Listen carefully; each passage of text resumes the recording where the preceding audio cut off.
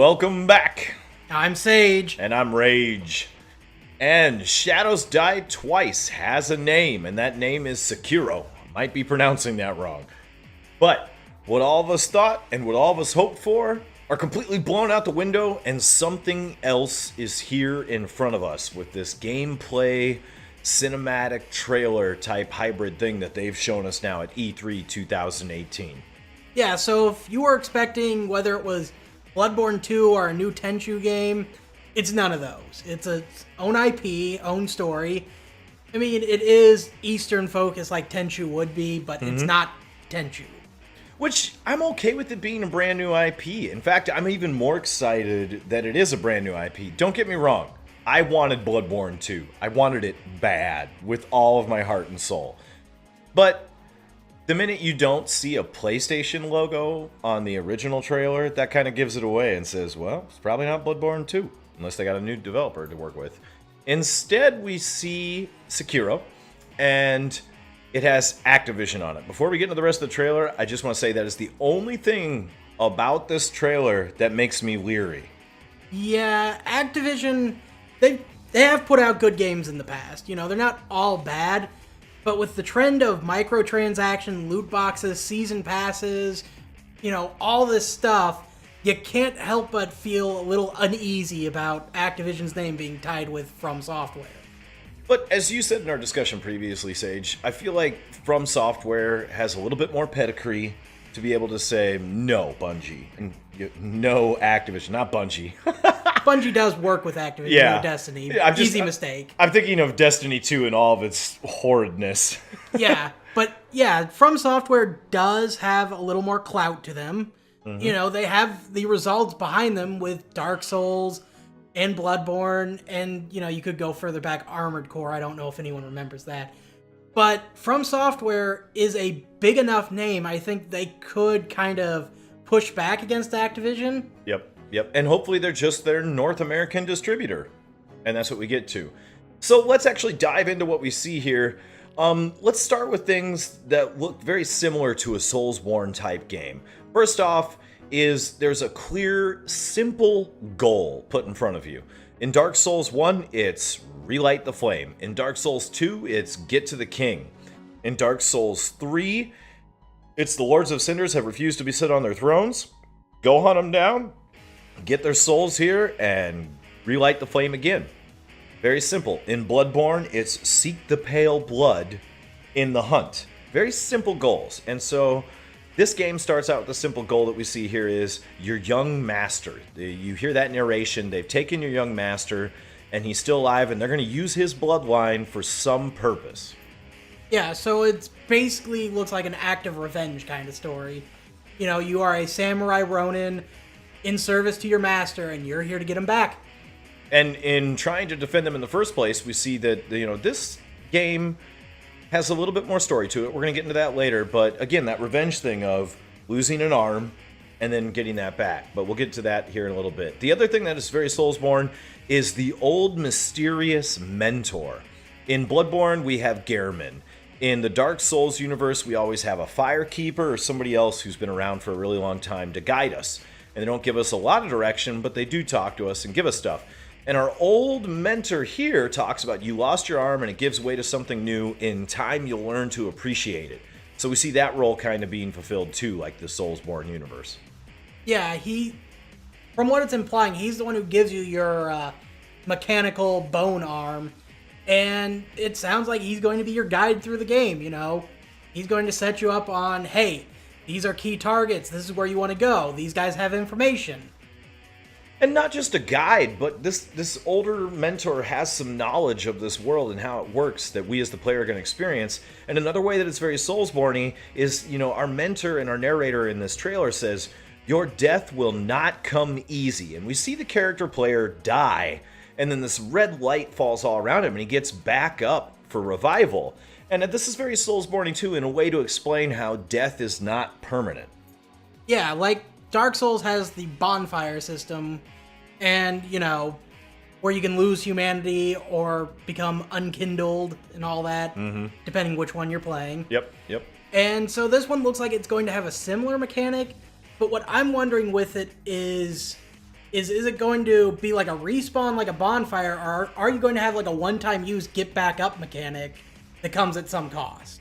Yeah, could play out very differently. Another thing that looks similar, at least, to the Soulsborne universe is maybe casting / magic / item use. We see in a couple different clips some what looks like magic. Our main player character throws out some fire at this samurai on a horse, and all these fire bombs go off in front of him. That could be an item use, it could be a type of magic, or a whole different pseudo magic, so to say, involved in the game. Just like in Bloodborne and in Dark Souls, you have miracles, you have sorcery, pyromancy, all these different things. It looks like some of that could be here too, which leads way to combat being very similar to the Soulsborne universe. There's a lot of the combat that looks very similar. Trying to get behind enemies, trying to get the upper hand on them, waiting for them to strike, you to strike. If you strike at the same time, though, we hear a lot of parries and clashing of metal in this trailer for the gameplay parts, more than what we've seen in other Souls games.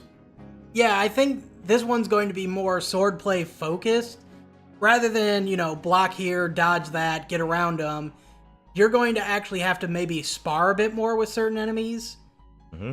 But it definitely does look like it is a Soulsborne game as far as combat is concerned. And then in the differences where it dives off, let's talk about how this trailer makes us see that it is a new IP with some new ideas in different directions. It looks like one of the big things that will determine story and the world and how we interact with it is it looks like movement itself is much more freestyle. We have this arm that allows us to grapple onto things, shoot up onto roofs, shoot across gaps, and it looks like, unlike the previous Souls and Bloodborne universe where when you run into a wall you're just kind of stuck, now all of a sudden you have these options of, well, what's above me, what's down below me, what can I hook on, what can I not hook on. Traversal in this world looks very different, and I think it'll change a lot of different aspects of the game. Yeah, and I'm thinking that they're going to go really heavy on exploration. There's always been exploration in these Soulsborne games, but I think you're going to get like new abilities to traverse the world and new ways to like find hidden areas, get this place, different ways to travel. So, which leads into what we talked about before, Sage. Like, you were thinking maybe there's a possibility that this is much more open world than before. Yeah, I think it might be a bit more open world. I'd call it 3D Metroidvania, almost, where, you'll be able to travel to different places, but then you might get new ability or upgrades to your arm or something that allows you to kind of explore more in those areas. Which not only goes into exploration and traversal of the gaming world that we see Sekiro in, but possible playstyle variability based on the arm, because I've heard from other resources that we really use a katana as our main weapon through the whole game. So how do you get into different playstyles? Maybe the arm itself has different upgrades and different things going into that Metroidvania 3D style, but also allows you to play more in a style you want. And hopefully, like every other Soulsborne game, there's an upgrade system where instead of upgrading our character so much all the time with vitality and endurance and all that other stuff, maybe we're upgrading different facets of the arm for our playstyle. Yeah, and we've already seen a few functionality items with the arm. Like, for example, the grappling hook we've seen, which is nice. But we've also seen what looks like a large steel umbrella or hat that comes out and acts like a shield. Yep. And I'm willing to bet that you don't start with that. I bet that's something that you find or earn throughout the game, and I get the feeling there will be more things like that that'll add more functionality to what you can do. Allowing you to go back to places and re-explore them and do something new, which could also run and lend itself to the speedrunning community, because the speedrunning community is huge in the Soulsborne universe. And so having a game that could possibly have these types of mechanics where you continually unlock things could really boost the speedrunning community with this game, let alone the multiplayer, how different people play. But it also seems like, in that sense, this game's going to be less item story, driven, where we had to read everything and read into all the unknowns, where it seems like this might be more upfront story driven. Yeah, it's going to be less in world driven. I think it's going to actually be character driven, as in your character has an intended narrative, and it is pivotal to your character. Whereas the Dark Souls games and such, you are more of a cog in the machine. Like, you are the chosen undead, or, you know, the ashen one. Mm-hmm. But you're really kind of outside the story in a lot of ways. Yep. You're the Hail Mary final play. Yeah. That didn't really interact with the story till the end. Whereas this looks like you are a driving force within the story itself, getting to your young master, working with your mysterious mentor, and seeking revenge on those who hurt you and those who are after to hurt your master. Let us know what you guys see in the trailer, what you're looking forward to. Are you worried about Activision? Are you excited for different mechanics going into a Soulsborne universe game? Will this go outside the Soulsborne universe completely and blow all our minds as a new IP? What do you guys see? What do you look forward to? Let us know down in the comments and give us your wish list. We'd love to hear from you. Hit that like, hit that subscribe, hit that bell, and share with a friend, because sharing never hurt anyone. Unless, yeah, we won't go there. See you.